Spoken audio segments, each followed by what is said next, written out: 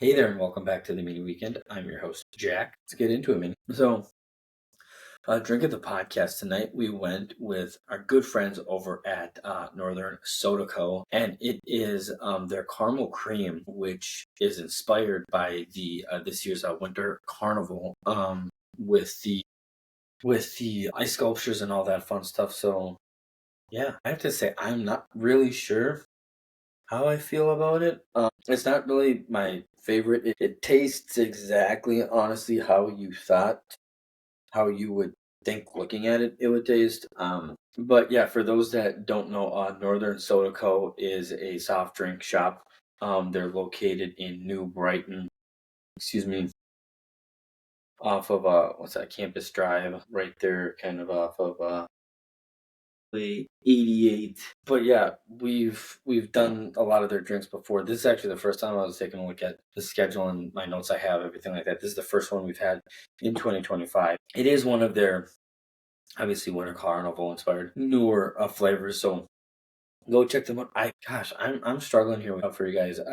I've never really been much of a cream soda fan, and essentially, sorry, this is essentially what it is. It's a cream soda with a caramel base, and I think I'm struggling a little bit with it because I love the smoothness of it.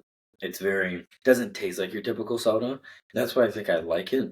I don't think I love the taste of it. I really do like a caramel taste, but this caramel for me, this caramel and this cream soda kind of creamy texture, the taste is just not my favorite. Definitely had a lot of other of their drinks that I would go to before this one.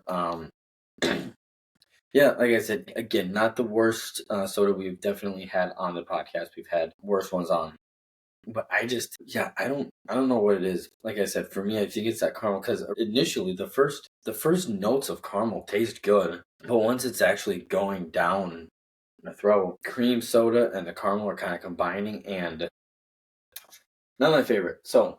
Yeah, anyways, Northern Soda Co. local, go check them out online.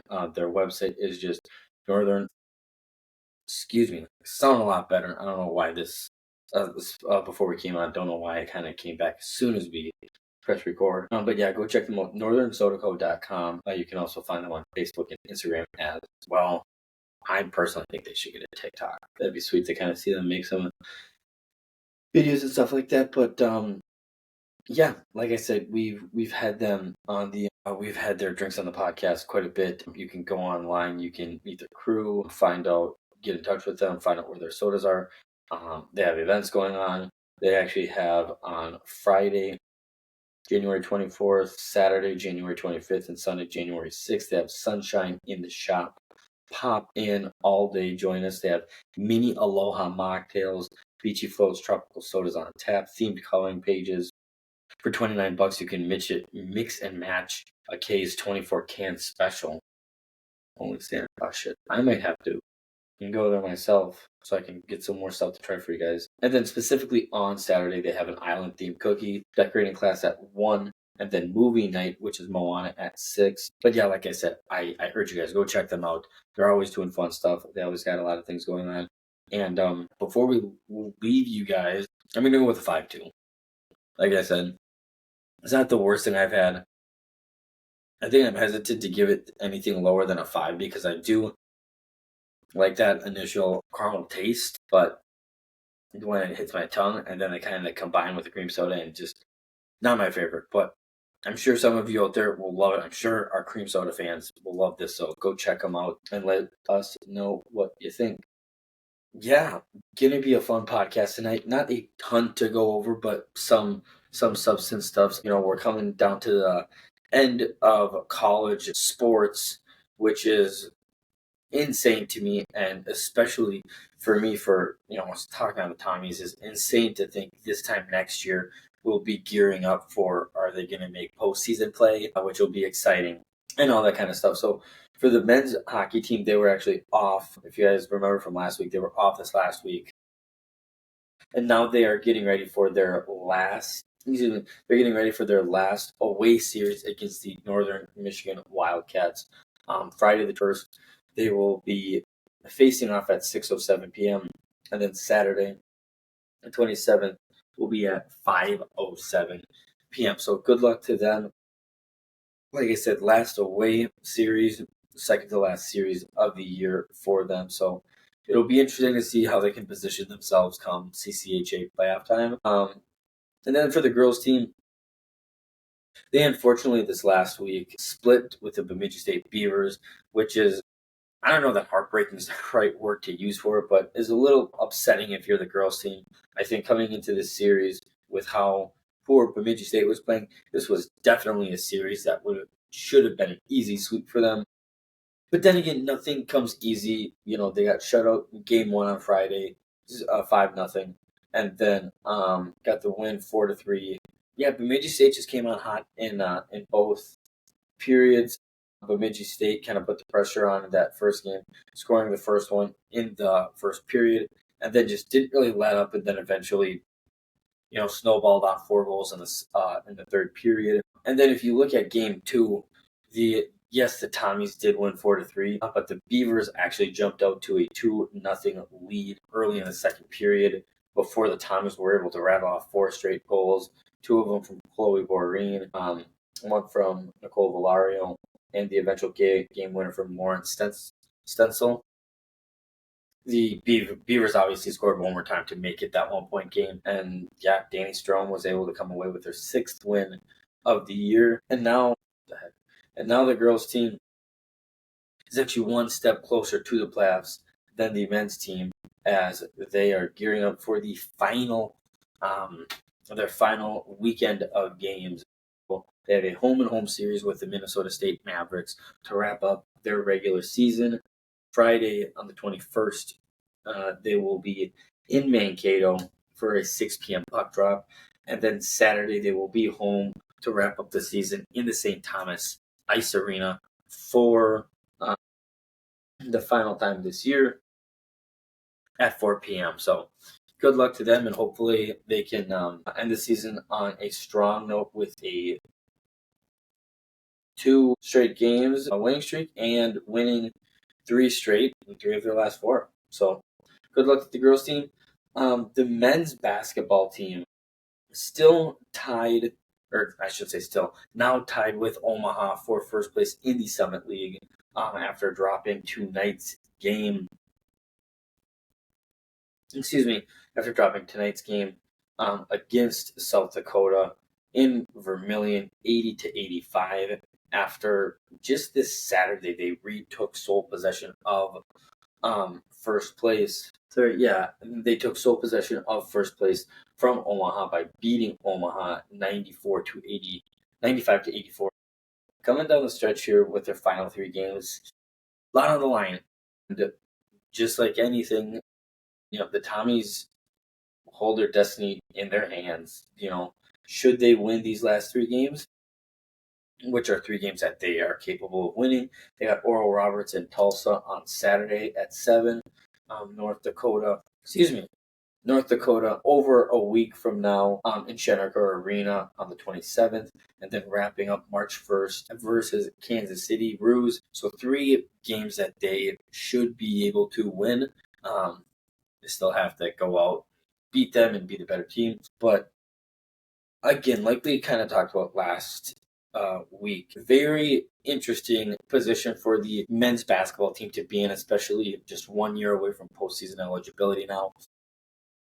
So yeah, it'll be interesting to see what happens. I think if the Tommies can get a top 1 or 2 seed, which right now it's shaping up that they should, I don't think it's crazy to think that they'll find themselves in the Summit League championship game, which would be huge going into next year. Hopefully you can use that to kind of get some recruits, come back a little bit better next year from this year, level up with some recruiting, some young guys, transfer portal, and then have a legitimate chance to build off this to make a March Madness appearance next year. Who knows? So yeah, very interesting spot for them to be in. They like I said, they had a small 38-36 point lead in halftime against the South Dakota Coyotes, and just couldn't get it done in the second half. The Tommies were led by Miles Barnstable, who had 16 points and 2 rebounds. Kendall Blue added 14 points and 4 rebounds, and Carter Bjerke came off the bench for 14 points as well. So weren't able to get it done, but again, hold their own destiny and hopefully can make something in these last 3 games to go into the Summit League Championship strong and ready to go. For the women's team, they were in action this last week. Just the night of the last podcast, they enjoyed some time off. They're currently riding a 3-game winning streak coming into their final 4 games. They will be in action tomorrow, Thursday at 1 p.m. in Kansas City to take on the Kansas City Roos. First of 2 games in 3 days before coming home on Saturday the 2nd for a game against the South Dakota Coyotes at 1 p.m. So, yeah, the girls team, after a nice little run of wins here, sits at 10-15 on the year and 7-5 in conference play, which is pretty impressive considering last year they were 7-9 in conference play and 15-16 overall. So, yeah, again, good step in the next direction for the women's team, and hopefully they can go into Summit League play on a high note as well. Before we get into some of our professional sports we want to talk about, wanted to, for those that didn't see our Instagram post, we got some fun stuff from UNRL, and once again want to give them a huge shout out. Can't get enough of their stuff. And like I said from the post, all this stuff came from their springtime drop, which was headlined by their beautifully and well-crafted commercial from the Super Bowl. Really cool stuff. So yeah, I'm just going to get right into it. So what I got on for you guys tonight, UNRL golf hat. It's their golf primary snapback. And then the sweatshirt is their elevation hoodie. This one is their eucalyptus color, but they have 5 or 6 other different colors you can get, which is, I don't know that I've actually said this before, but which is one of the really cool things I love about UNRL. You can get something as basic as this. Like it's not a super thin sweatshirt, but it's not also one of those thick ones like the Nike ones or something like that. It's kind of like right in the middle, and I love having super certain or multiple color options because I am very much somebody who has, once I find something I like, I want a ton of them, and I don't necessarily need 5 eucalyptus ones. So I will definitely be looking at their reds, maybe getting a white one of these, and all that fun stuff. So, like I said, if you haven't before, guys, I urge you go check them out, UNRL.com. They have specific stuff for men and women for golf. They have hockey things. They have lots of different collaborations with Rapala. They have something coming out soon with both the Wolves and the Wild. Unfortunately, both of them are in Arena, in Target Center, in Xcel Energy Center. Drops, unfortunately, but they have a lot of other really cool stuff that you guys gotta go check out if you have not already. Show them some love. Go get some of their stuff. You will not be disappointed in the quality. It is top of the line, and I stand by it and I swear by it. So, with that, moving right along. So, before we get into the greatness that is the Four Nations face-off, I want to just start off by saying something that this last weekend and the last day, 2 days for sure, last day leading up to me getting ready for this week's podcast, I've heard a lot of talks about the NHL's four face-off challenge kind of getting paired to and saying that they blew it out of the water compared to the NBA All-Star game, which, if I'm being completely honest with you guys, kind of forgot about. I think it's a little disrespectful to put both of them in the same sentence. The NBA All-Star Game should be ashamed of itself, should be embarrassed. We'll get into that in a little bit. This Four Nations face-off was beautiful. It was so much fun to watch. I watched every single game. I even watched the Sweden and Finland game that I like. Yeah, I obviously am watching USA. Like I've watched every single game. USA has looked really good. one of the things I will actually say specifically about the U.S. in that game against Canada, other than, and this is to no disrespect of Canada. Canada is a unbelievable team. They have unreal talent, but I think as a team, we looked solid and we just looked like the better team. I think if you take if you take Canada against the U.S., I think Canada is very top heavy. Their top six forwards are their six top forwards are six of the 10 best players in the entire Four Nations face off.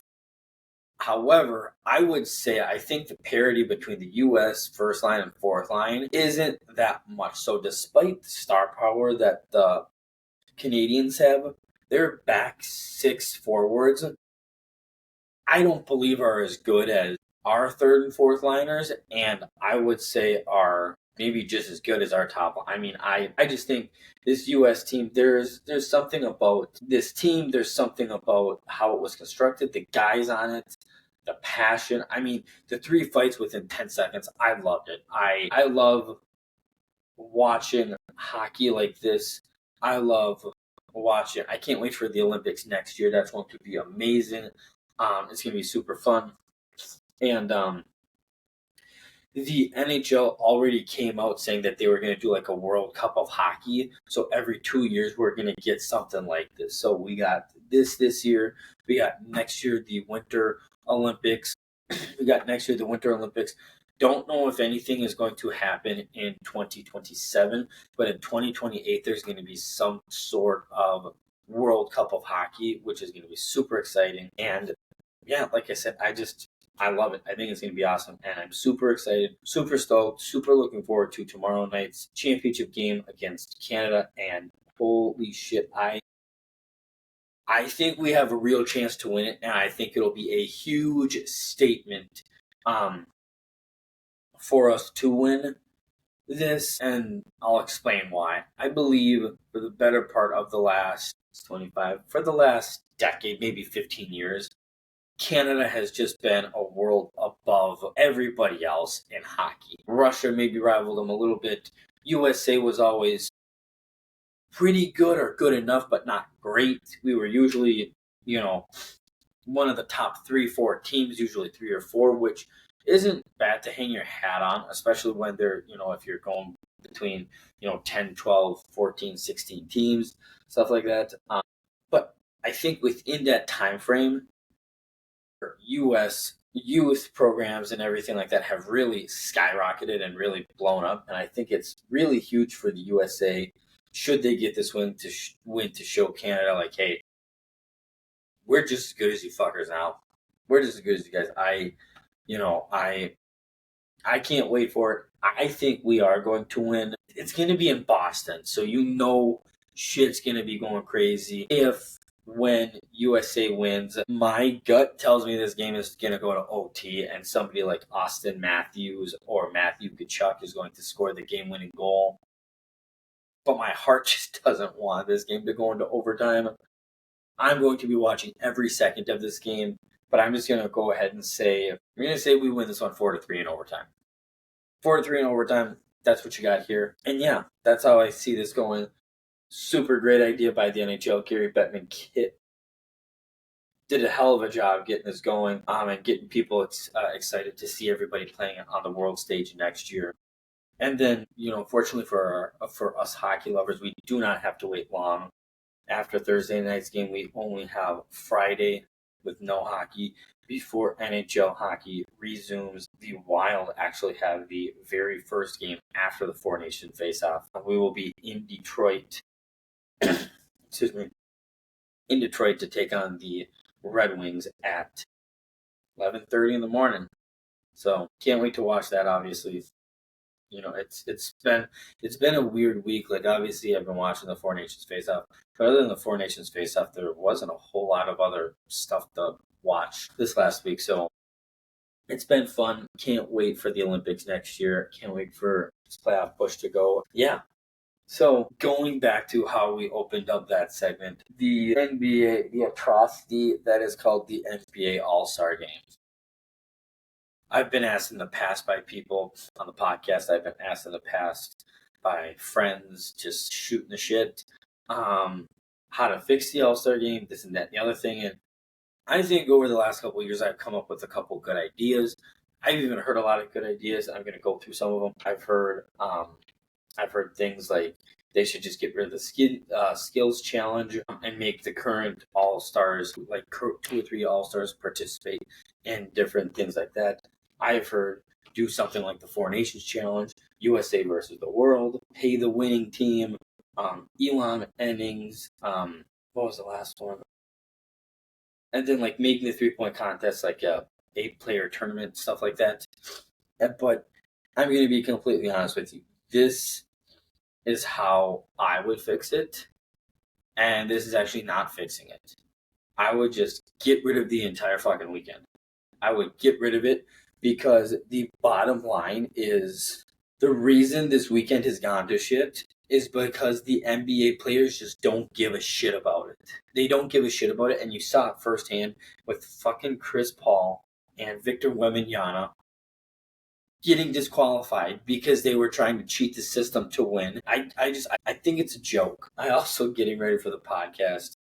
Very similar to the NFL, Pro Bowl. I've heard people say they should get rid of it. Like they clearly make money.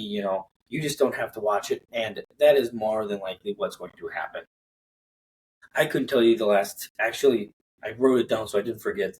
So the last All-Star game that I actually tuned in for was in 2020 because I heard they were changing the rules and it was after Kobe died. So they were going to honor him in that game. And I tuned it for it. I'm not kidding. I think I had it on in the background. I really only paid attention until the final quarter when it was like, okay, Elam ending, 24 points from whatever team LeBron did, and they won. But the last one I actually sat down and watched was Kobe's last one because Kobe was amazing. Always loved watching him play. That was in 2016. And even before that, I really wasn't one to always tune into him. So in the last 9 years, there have been 2 instances that I personally tuned in, and I just think it's insane. I think the players don't deserve to be called all stars if they're not going to try. I think why watch a glorified layup line slash 3-point competition? Look at what the NFL's done. I would even be more interested if they just got rid of the whole if they got rid of like the whole game itself and just do like skill stuff, like make it fun, make it whatever. But all in all, I would not be upset or pissed off if they just got rid of it because this is literally became to a joke. Like these players don't fucking care. I don't want to see. I mean, shit. I think I actually turned it on scrolling through channels 3, maybe 4 years ago after Kobe. And the score at halftime was like fucking 87 to like 102. I don't want to watch a game that high scoring. That's no fun to me. Again, I'm only one man. Not all of you think that way, but that is my honest to God opinion on this whole shit show that we call the NBA All-Star Game. And then, yeah, very similar to the NHL. We technically have one day off today before the NBA gets back in rhythm with their normal slate of games on Thursday. Us Timberwolves fans have to wait an extra day before we go to Houston. Actually, I scratched that. There technically is a game on today. It's Charlotte and Hornets, and it's technically a makeup game. A makeup game from when this game got canceled due to the LA wildfires. So only other thing I wanted to say on the Los Angeles Lakers was, or not the Lakers, to say on the Timberwolves was, I genuinely hope as we get closer and make this playoff push, Finch has got to find a way to not disrespect Mike Conley, but also be playing Dillingham and Jalen Clark, giving them more minutes and working with Jalen Clark to becoming. He doesn't even need to become a great offensive player, just an offensive threat. You're clearly putting him on the court right now for his defensive abilities. He has surprised so many people in a good way. But yeah, he's got to find a way to do it. I think with those two guys anchoring, helping out. Dillingham, even though he's undersized, has been a really, really good addition on the defensive side of the ball too. And I would just love to see them get their stuff going, get those young guys, get their confidence up, and get them hyped, get them ready to go come playoff time. So that is all I have there. And then as we get into football, so still only what's that? A week and a half removed from the NFL Super Bowl. Not a ton going on, but did get a question from a fan this weekend. Mr. Jimmy Chino commented on last week's podcast, the first podcast of 2024-2025 with no football bets. And I thought this would be the best time to address it. So Jimmy Chino asked, I'm going to show you right here, Jimmy. Thank you for the question. Do you only do NFL football bets? If so, you should do them year round. Help me win that money. And I love it. Super glad you guys love the picks. Like I said, it's probably been the better part of the last 2 NFL seasons that they've really kind of picked up. It seemed like I've gotten a lot of responses from you guys, helping you out, making not just some monies, but good picks, and things like that. So definitely, if I'm being completely honest with you, Jimmy, and everybody else that listens, wanting to do sports betting more year round on this podcast has been something that's been on my mind since the beginning of the NFL season. So, yes, Jimmy, to answer your question, typically in the past we have primarily done just NFL football related picks, but in 2025, this is something I wanted to get more on. Unfortunately, you did ask kind of late today. No, nothing against that, but didn't really have a ton of picks to get ready for you guys tonight. So instead, we're going to do something a little bit different for those picks. I thought of a couple ideas. So, like I said, a week and a half out from the Super Bowl, not a lot has been announced. Not a lot of things have been happening. There's been definitely a lot of speculation, but nothing really concrete happening. Not much yet. However, if there is one thing we know, it's that the Philadelphia Eagles will be opening the NFL season the first Thursday because just like every year, the Super Bowl champs open up the season at home against an opponent. So, per your request, Jimmy, we're going to go through some Philadelphia Eagles stuff right now. So, I'm going to tell you guys who I think they are going to be playing. And I actually did some research into this. So, the Eagles have 1, 2, 3, 4, 5, 6, 7, 8. Yeah, NFC has 8 home games this year. Dallas, Giants, Washington, Chicago, Detroit, Denver, Vegas, and Rams. Okay, 8 games. Typically, the NFL doesn't do a lot of interdivision games to start the season. So for me, that means no Dallas, no Giants, and no Washington. Then you're just left with Chicago, Detroit, Denver, Vegas, and Rams. My first 2 off that list were Chicago and Denver. Because just why? Just why? They were bad last year. What makes you think they're going to go from being a lottery team to, a team that is relevant that people are going to want to watch first game of the season? No. So that leaves me with the Detroit Lions and the Los Angeles Rams. And the easy thing for me, I think it's going, I'm just going to come out and say, I think it's going to be the Detroit Lions. I think the Eagles are going to host the Detroit Lions in what should have been, what a lot of people think should have been the NFC Championship game. But I will say this. Should the Rams find a way to make some interesting moves? I know Cooper Kupp wants to get traded. So if they're able to turn that into some positive things, and if Stafford is going to stay, I would not be surprised to see them hosting the Rams. But as a betting man, Jimmy, I'm going to say we open up the season with the Philadelphia Eagles hosting the Detroit Lions Thursday night, Peacock. Book it. Another concrete thing that has happened so far is the NFL announcing international games and the hosts of those games. So next year, there will be 3 There will be 3 London games. Cleveland Browns, Jets, and Jaguars will all host one of them. There will be a Germany game hosted by the Indianapolis Colts, and then there will be the second straight Brazil game on Saturday night, opening up the season in week 1. LA Chargers hosting that game, and what was that 5? That was 5.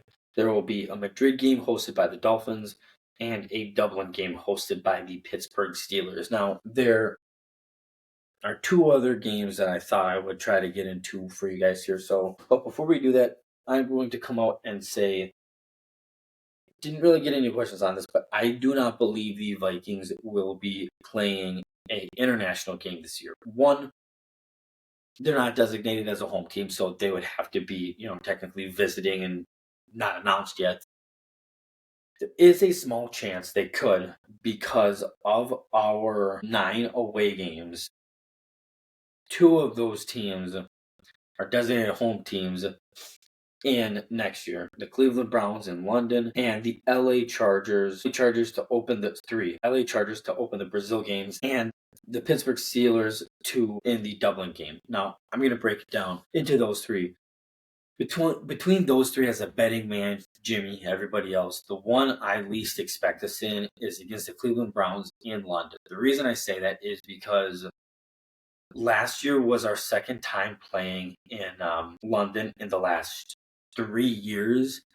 And the NFL, I believe, wants to kind of keep the parity of, hey, let's let everybody kind of play here and there. They don't want to bombard.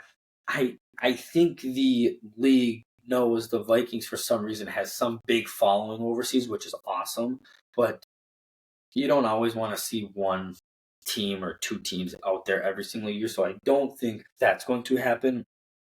The one that I think is a little bit step up from that is, but still not a great chance, is playing the Chargers week 1 in Brazil. I think it could make for an interesting game. The reason I'm putting it higher than the Cleveland game is because I think Chargers, Vikings could add for a little bit more intrigue. But the reason I'm not all that sold on it is because there's too many question marks around this team. We don't know if Bynum's going to be back. We don't know if Harrison Smith is going to be back. We don't know if Byron Murphy's going to be back. We don't know who's going to be at quarterback. We don't know if it's going to be Murphy, if we're going to bring Sam back, somebody else. So I think there's just too many questions, and I think that's number 2. But the one, if we were going to have a game that to me makes the most sense, is the Steelers in Dublin. It's the first Dublin game. It would make it interesting, but again, there's lots of teams that didn't go overseas last year, lots of teams that didn't go over in the last 2, even 3 years. So I don't see it happening, but yeah, that's what I got. Kind of staying on the topic of the international games, another game pick I'm going to make for you guys is so what's that? So the NFL season is going to open up on Thursday, September 4th, and Friday, September 5th. The LA Chargers will be hosting their Brazil game. And this is how I broke it down for the Chargers. Again, being an AFC team, they got 9 home games this year. They got Kansas City, Vegas, Denver, Houston, Indy, Philadelphia, Washington, Pittsburgh. And this is how I came to my conclusion with this. Again, the league doesn't typically do division opponents in the first week, so that takes out Kansas City, Vegas, and Denver. 6 teams left. Can't do Philly because Philly's already playing in week 1 at home. So you got 5 teams left. Indy, no way. Pittsburgh, they're already playing a game over there. So in my mind, that means Houston. Sorry, I couldn't do math really quickly. That means Houston and Washington. And I'm going to be completely honest. This one was a little tougher for me to pick. This one I'm going with, I think it's going to be the Washington Redskins. I think there's a little bit of appeal of Justin Herbert kind of being not really a rookie, but not too much of a veteran, kind of in that weird kind of sweet spot. Like I think it's like his 4th, maybe 5th year. So he's not like a vet, but he's not like a rookie. Then you got Jaden Daniels coming off of that awesome year. I think it would be really fun. I think it would be a good game to watch. I would not be surprised if it was the Houston Texans. Indy. No way it's Indy. I would not be surprised to see if it was the Houston Texans, but based off of their lackluster year, again, this is based off of now. I think they're going to decide these games a little bit closer to or a little bit after some of these transactions happen, so they know, hey, who's going where, that kind of thing.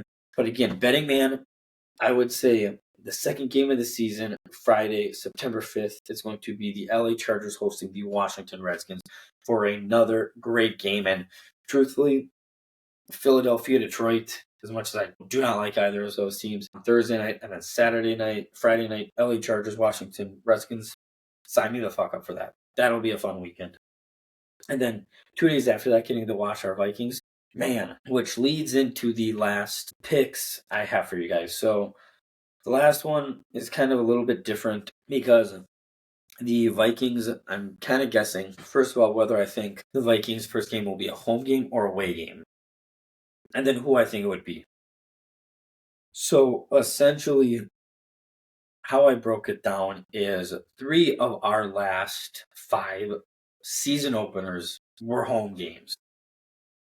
And then it gets even weirder. 6 out of our last 10, so not significantly more, 6 of our last 10 were home. So you think about the last decade, it's kind of in the middle. But recently there have been more home openers. Last year, home season openers. So this year my gut tells me our first game is going to be on the road, which again, on the road. So that means Packers, Lions, Bears, Giants, Chargers, Dallas, Seattle. Why am I missing a team? It says an away game. That means Chicago, Detroit, Green Bay, Cleveland, Dallas, New York Giants, Pittsburgh Steelers, Seattle, and Los Angeles Chargers. Once again, it's not going to be Chicago. It's not going to be Denver. It's not going to be Detroit, Green Bay, or the Chargers because they're doing their thing already in week 1. I don't believe it's going to be the Cleveland Browns. I also don't believe it's going to be the Giants. We did that last year with them, so that brings it down to 3 teams: the Steelers, Seahawks, and Dallas Cowboys. I don't think it's going to be the Pittsburgh Steelers for some reason. My gut says it's not going to be them. My gut says it's going to be Dallas, but I would not be surprised if it was Seattle. I think it would be an interesting way to start the season like that. It'll be fun. In the off chance it is a home game, I'm essentially picking between Baltimore, Cincinnati, Philadelphia, Commanders, and Baltimore, Cincinnati, Washington, Falcons, with the Eagles already playing that first week. Honestly, if that were the case, I would see my pick right now would be the Bengals. Would not be surprised of the Washington Commanders. So, yeah, that is what we got for you guys tonight. Couple more things I thought I'd bring up tonight for you guys. Again, the only question we had tonight was from Jimmy. A couple things that I've been hearing swirling kind of around Twitter, kind of around everything, are 2 things. There are a lot of people out there that, should the Vikings franchise take Sam Darnold or Cam Bynum? And if it were up to me, I would franchise tag Cam Bynum so much more than over Sam Darnold. Part of that, not only would franchise tagging Cam Bynum be $20 million cheaper, but again, Darnold, it didn't work out last year. So if by some miracle, let me preface this by saying, I'm not against us bringing him back if we can get him for a cheap price, but I would not franchise tag him. If you franchise tag him, you got to pay him $40 million, and fuck that. I would franchise tag Cam Bynum, I would franchise tag Byron Smith Jr. I would franchise tag most of our pending free agents. I didn't look them all up over Sam Darnold. He's not worth $40 million to the Vikings. If somebody else wants to pay him $40 million, by all means, go do it. Another thing I wanted to address before I let you guys go for tonight. There seem to be a lot of people that are excited about the prospect of Aaron Rodgers coming to play for the Vikings. And to that I say, fuck no. No, I understand there are a lot of people out there having fun with it, saying, "Oh, he's following in Aaron or Brett Favre's footsteps. The next thing left to do is go to the Vikings and bring them to a Super Bowl. And I'm telling you right now, it should not happen. It will not happen. And if it does happen, we will not make the playoffs. I can't stress this enough, but Aaron Rodgers has fallen off a cliff. Now, if you 2 or 3 years ago would have told me, hey, Sam Darnold's going to come to us, I'd say, yeah. Or if you would have told me 2 or 3 years ago that Aaron Rodgers was going to come up, I'd say, sign me the fuck up. Like, let's get him here. This last year, he had coming into the season, he had a top 3 running back. He had a top, for sure, 10, maybe 5 wide receiver in Garrett Wilson. He had Alan Lazard. He had Tyler Conklin. He had a solid offensive line. And coming into the season, he had one of the top-rated defenses in the league. Not just in the AFC, in the league. And that man struggled to win, 7, 8 games? I think it was 6 or 7 games. Struggled to win that many games. And he had all that talent around him. So, and the reason I brought that up is because I'm sure there's people that'll say, well, Jack, we have the roster and the team, and you've said it before, we only need a serviceable quarterback to get the balls into the hands of our playmakers. But he didn't do it last year. And this last year, he was 38. So a 38 hobbled Aaron Rodgers, if he couldn't get it done, who's to say a 39-year-old Aaron Rodgers is going to get it done? He's not. And he's not going to come here. He shouldn't come. I shouldn't say that. If I'm Aaron Rodgers' team, you definitely want to come to the Vikings. I wouldn't want us to pay him that much, but it'd be a great setup for him. But if you're the Vikings, you're looking at what he did last year and you're saying, thanks, but no thanks. Stay the hell away, buddy. So yeah, those are the 2 Vikings rumors I've been hearing rumbling the last week that I thought I'd address. So with that, hope everybody is staying warm. Hopefully this weekend it's supposed to get up to the 30s, low 40s, and can't wait for that. You guys might find me in shorts those days. So I'll leave you guys with, till next time,